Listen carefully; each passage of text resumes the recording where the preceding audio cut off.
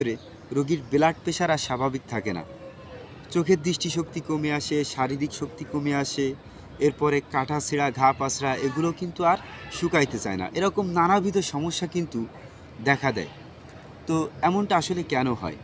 সাধারণত কোনো মানুষের ডায়াবেটিস ধরা পড়ার পর সে ডক্টরের কাছে যায় এবং ডক্টরের কাছে যাওয়ার পর ডক্টর ডায়াবেটিস কমানোর বা ব্লাড সুগার কমানোর যে ওষুধগুলো আছে মেটফরমিন, গ্লিকিলাজিড, ইনসুলিন এ জাতীয় ওষুধগুলো কিন্তু প্রেসক্রাইব করে দেয়।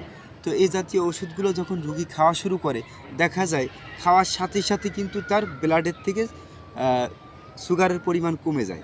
কিন্তু ব্লাডের থেকে সুগার কমে যায়, আসলে বডির থেকে কি সুগার পুরোপুরি কমে যায়?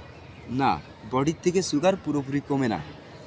এই ওষুধগুলো সাধারণত কী কাজ করে?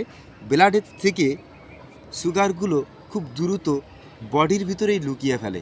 ওই যে শরীরের হার্ট, কিডনি, লিভার সহ যে অঙ্গ প্রত্যঙ্গগুলো আছে এগুলোর ভিতরেই কিন্তু সরাসরি এই সুগারগুলো কিন্তু লুকিয়ে ফেলে।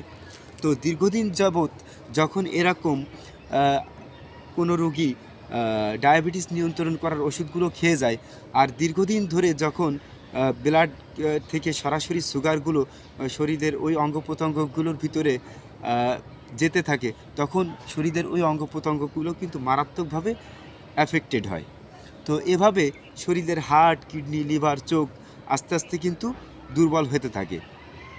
এজন্য ডায়াবেটিস রোগীদের উচিত যে প্রথম অবস্থায় ডায়াবেটিসের যে ওষুধগুলো আছে এগুলো কন্টিনিউ করে যাওয়ার পাশাপাশি ডায়েটের দিকে বেশি ফোকাস করা। কোনো ওষুধই সাথে সাথে ছেড়ে দেওয়া উচিত নয়। ডায়েটের দিকে ফোকাস করার মাধ্যমে এবং শারীরিক ব্যায়াম করার মাধ্যমে আস্তে আস্তে আস্তে আস্তে ওষুধ ছাড়াই ডায়াবেটিসকে নিয়ন্ত্রণে আনার চেষ্টা করা।